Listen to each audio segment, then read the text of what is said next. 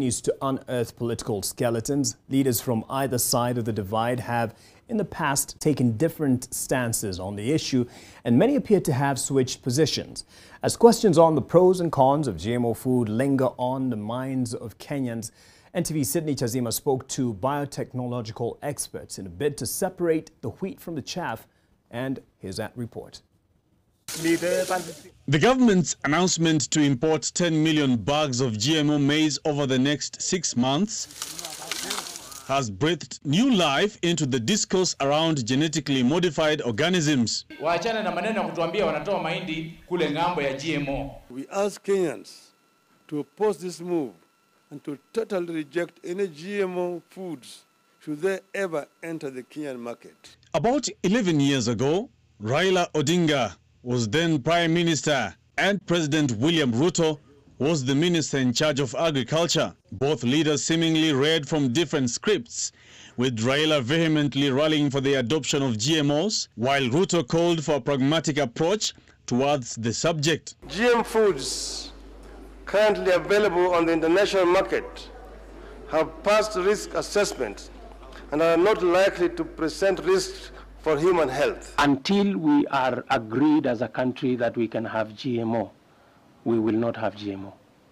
Until we develop our own local varieties using our own local expertise. Now, the story is different. Ruto called for the lifting of the ban on GMOs, while Raila now leads the onslaught against the same. The question of GMOs remains one of the great public concern and controversy, if not outright rejection. Politicians are now speaking to matters GMO, an area that they have no competencies about. But just blanket, if you hear people talking, you actually would think that this GMO has never been happening in this country and it is coming from abroad and it is, boom, very dangerous thing that all of us won't wake up the following day. The Mwai Kibaki government imposed a ban on GMOs, necessitated by a report in a French journal by biologist Gilles-Éric Seralini that reportedly unearthed the dangers associated with GMO. The report was later retracted, leading to controversy. So when the paper you relied on is already withdrawn, it doesn't exist.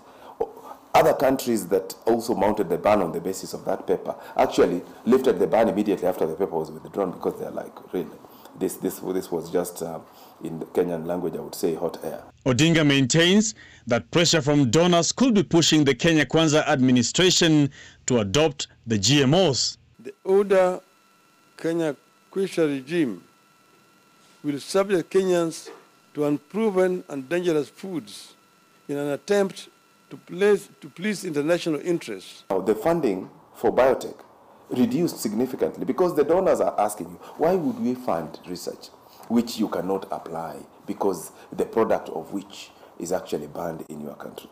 The debate has unearthed another issue, vocal politicians rallying to the side of local farmers. Tuko na mahindi ya kutosha ambayo itatosheleza soko yetu katika taifa letu la Kenya.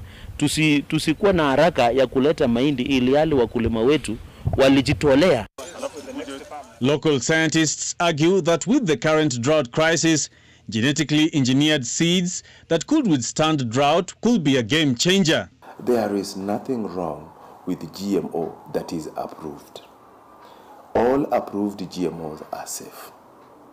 All we are saying is that every GM product must be independently, case by case, evaluated for the merits that it is bringing. The government's next course of action will be under the spotlight, even as several players call for consensus over the importation of GMOs. Sydney Chazima, NTV. And Professor Richard Odor, who is in that story by Sydney Chazima, will be joining a very heavy panel tomorrow morning on AM Live that will be moderated by Olive Burrows, still on demystifying GMOs.